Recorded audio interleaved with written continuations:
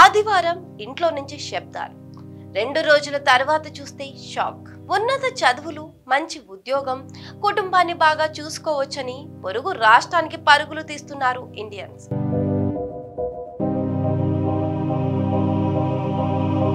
కానీ అక్కడకు వెళ్ళగా పరిస్థితులు మరోలా మారిపోతున్నాయి. మనం ఒకటి అనుకుంటే అక్కడ మరొకటి చోటు చేసుకుంటుంది.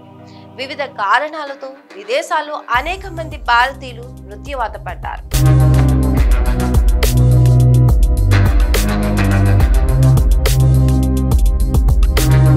ఈ ఏడాది సుమారు 25 మంది వరకు మృతి చెందినట్లు సమాచారం. రోడ్డు ప్రమాదాలు, జాత్యంహకార దాడులు, ఆత్మహత్యలు, హత్యలు ఇందుకు కారణాలుగా తెలుస్తుంది. ఇప్పుడు మరో మహిళ మృత్యువాత పడింది. అత్యంత ఘోరమైన స్థితిలో ఆమె స్థానికులకు కనిపించింది.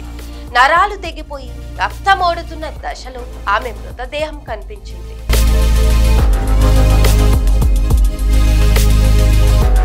కేరళకు చెందిన మహిళ అబుదాబిలో శవమై కనిపించింది. భర్త పరిస్థితి విషమంగా ఉంది. అయితే ఇది హత్య లేక ఆత్మహత్య అనేది తెలియరాలేదు. పూర్తి వివరాల్లోకి వెళితే కన్నూర్ చిరక్కల్ మడత్తుకుండి పురపురానికి చెందిన మనోజ్ఞకు లీనెక్తో 2021 ఏప్రిల్ 15 వివాహం జరిగింది.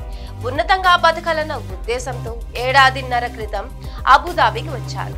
మనోజ్ఞ వెబ్ డెవలపర్ గా పనిచేస్తుంది. లీనెక్ ఒక కంపెనీలో సేల్స్ మేనేజర్ గా వ్యవహరిస్తున్నారు. అయితే ఆదివారం నుండి భార్యాభర్తలిద్దరూ ఫోన్లకు స్పందించడం లేదు.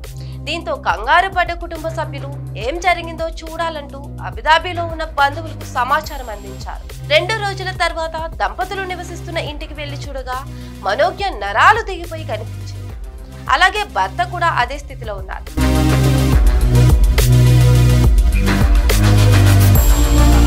అతడు మాత్రం ప్రాణాలతో కొట్టుమిట్టాడుతున్నాడు.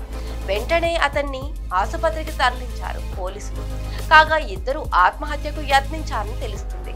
అసహజ మరణంగా కేసు నమోదు చేసి దర్యాప్తు చేస్తున్నారు. అయితే ఇది ముమ్మాటికి హత్య అని ఆ అమ్మాయి తరపు బంధువులు ఆరోపిస్తున్నారు. ఆదివారం రాత్రి వీరిద్దరి మధ్య గొడవ జరిగినట్లు ఉందని స్థానికులు అనుమానిస్తున్నారు. వారి ఇంటి నుండి శబ్దాలు, అరుపులు వినిపించాయని అంటున్నారు.